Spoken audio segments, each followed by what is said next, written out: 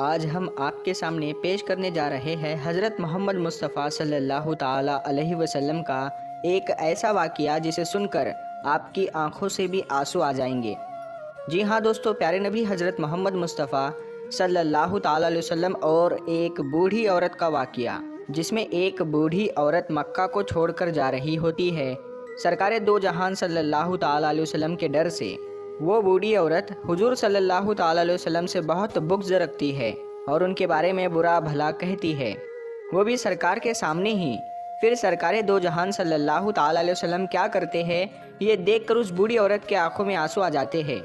پیارے دوستو، اس واقعے کو سن کر آپ کی آنکھوں میں بھی آنسو آ جائیں گے کہ ہمارے سرکار صلی اللہ تعالیٰ علیہ وسلم کا اخلاق، ہمارے سرکار کی سیرت کتنی اعلیٰ و افضل ہے۔ تو میری آپ سے گزارش ہے کہ آپ اس واقعے کو مکمل طریقے سے سمجھنے کے لیے اس ویڈیو کو پورا ضرور دیکھیں۔ جب اللہ کے رسول صلی اللہ تعالیٰ علیہ وسلم نے اللہ کا پیغام دنیا کو سنایا کہ اللہ کے سوا کوئی عبادت کے لائق نہیں ہے، اللہ ہی معبود ہے اور میں محمد اللہ کا رسول ہوں، تو یہ سن کر مکے والے اللہ کے رسول صلی اللہ تعالیٰ علیہ وسلم پر ظلم کرنے لگے، ان کی توہین کرنے لگے، کوئی پتھر مارنے لگا، کوئی جادوگر کہنے لگا۔ لیکن اللہ کے رسول صلی اللہ تعالیٰ علیہ وسلم اللہ کے دین کے لیے ہر دکھ تکلیف کو برداشت کر کے اللہ کے دین کی تبلیغ کر رہے تھے۔ ایک دن آپ حضرت محمد مصطفیٰ صلی اللہ تعالیٰ علیہ وسلم نے دیکھا کہ ایک بوڑھی عورت اپنا سامان باندھ کے اپنے دروازے پر بیٹھی ہوئی تھی، اور اس نے سنا تھا کہ مکے میں کوئی جادوگر آیا ہے، وہ جس سے ملتا ہے اس کا دین چھین لیتا ہے۔ کہیں ایسا نہ ہو کہ کہیں اس سے ملاقات ہو جائے اور وہ میرا دین مجھ سے چھین لے، مجھے یہ شہر چھوڑ دینا چاہیے۔ وہ بوڑھی عورت سامان باندھ کے بیٹھی ہوئی تھی کہ آپ حضرت محمد مصطفیٰ صلی اللہ تعالیٰ علیہ وسلم اس بوڑھی عورت کے قریب سے گزر رہے تھے۔ اس نے دیکھا تو کہا، بھتیجے یہ سامان میرے سر پر رکھ دو۔ حضور صلی اللہ تعالیٰ علیہ وسلم نے سامان اٹھایا تو دیکھا وہ گٹھری وزنی تھی اور وہ بوڑھی کمزور تھی، تو آپ فرمانے لگے کہ اماں یہ سامان تو بہت بھاری ہے اور آپ بوڑھی ہو چکی ہے، اگر آپ کو اعتراض نہ ہو تو کیا میں آپ کا سامان اٹھا کر آپ کی منزل تک آپ کو پہنچا دوں؟ تو وہ بوڑھی عورت آپ صلی اللہ تعالیٰ علیہ وسلم سے مسکرا کر کہنے لگی، اے نوجوان، اس سے بڑی مہربانی کیا ہوگی؟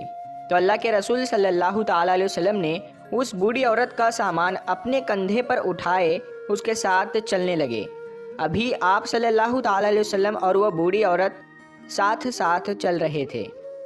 تو اتنے میں وہ بوڑھی عورت آپ صلی اللہ تعالیٰ علیہ وسلم سے کہنے لگی، اے نوجوان، میں تمہیں بھی یہی نصیحت کرتی ہوں، میں تمہیں بھی یہی کہوں گی کہ یہ شہر چھوڑ کر چلے جاؤ، کیونکہ یہاں پر کوئی جادوگر آیا ہوا ہے جس کا نام محمد ہے، وہ اپنے آپ کو نبی کہلواتا ہے اور ہمارے خداؤں کو جھوٹا کہتا ہے، اور اے نوجوان، اس کے لبوں سے نکلنے والے لفظوں میں اتنا بڑا جادو ہے کہ جو بھی اس کی باتوں کو سنتا ہے اس کا ہی ہو جاتا ہے،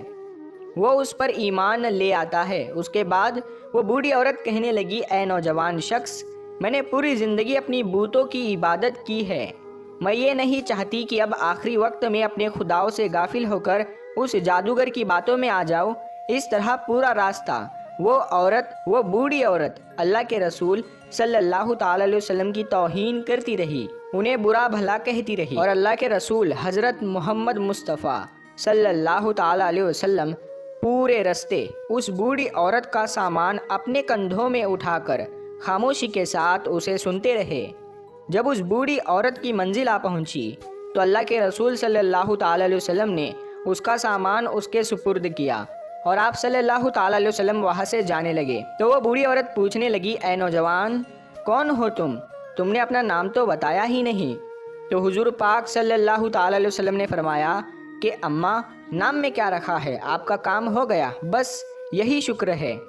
پھر سے وہ بوڑھی عورت کہنے لگی، نہیں، تم مجھے اپنا نام بتاؤ، میں اپنے گھر والوں کو بتاؤں گی کہ ایک نوجوان شخص مجھے ایسا بھی ملا تھا جس نے میری مدد کی۔ تو اللہ کے رسول صلی اللہ تعالیٰ علیہ وسلم نے فرمایا، اے اماں، پورا راستہ جس محمد کی تم توہین کر رہی تھی، جسے تم برا بھلا کہہ رہی تھی، وہ محمد رسول اللہ میں ہی ہوں۔ اس بوڑھی عورت نے جیسے ہی آپ کے چہرے کا نور اور آپ کے اخلاق کو دیکھا تو وہ آپ صلی اللہ تعالیٰ علیہ وسلم کے قدموں پر گر گئی اور کہنے لگی، میں نے اپنی پوری زندگی میں آپ جیسا شریف اور نیک انسان نہیں دیکھا، آپ کے چہرے کا نور بتاتا ہے آپ کا اخلاق یہ گواہی دیتا ہے کہ آپ کبھی جھوٹ نہیں کہیں گے۔ اگر آپ یہ فرما رہے ہیں کہ آپ اللہ کے رسول ہیں تو یقیناً یہ سچ ہوگا۔ آپ مجھے معاف کیجئے گا۔ اور اسی وقت وہ بوڑھی عورت آپ صلی اللہ تعالیٰ علیہ وسلم کی نبوت کی گواہی دے کر کلمہ پڑھ کر مسلمان ہو گئی، اور وہ عورت واپس آ کر مکے میں آ کر رہنے لگی۔ سبحان اللہ۔ تو پیارے دوستو، یہ ہے رسول اللہ صلی اللہ تعالیٰ علیہ وسلم کا اخلاق، یہ ہے رسول اللہ صلی اللہ تعالیٰ علیہ وسلم کی سیرت کہ دشمن بھی آپ کو دیکھ کر آپ کی نبوت، آپ کی صداقت اور آپ کی شرافت کی گواہی دینے لگتے تھے۔ اللہ پاک ہم سب مسلمانوں کو یہ ہدایت دے کہ ہم بھی اپنے اخلاق کو اتنا اچھا بنائیں کہ ہر غیر مسلم ہمارا اخلاق دیکھ کر ہم سے محبت کرنے لگے، ہمارے اسلام سے محبت کرنے لگے، اور وہ بھی ایمان والا ہو جائے۔ سلام ہو اللہ کے رسول حضرت محمد مصطفیٰ صلی اللہ تعالیٰ علیہ وسلم پر۔ تو پیارے دوستو، یہ شان ہے ہمارے پیارے آقا صلی اللہ تعالیٰ علیہ وسلم کی، یہ سیرت پاک ہے حضور صلی اللہ تعالیٰ علیہ وسلم کی، اور یہ اخلاق ہے سرکار دو جہاں صلی اللہ تعالیٰ علیہ وسلم کا، جسے دیکھ کر وہ بوڑھی عورت آپ کے اخلاق سے اتنی خوش ہوئی، آپ کے سیرت سے اتنی خوش ہوئی، اور آپ کے نورانی چہرے کو دیکھ کر وہ آپ پر ایمان لے آئی،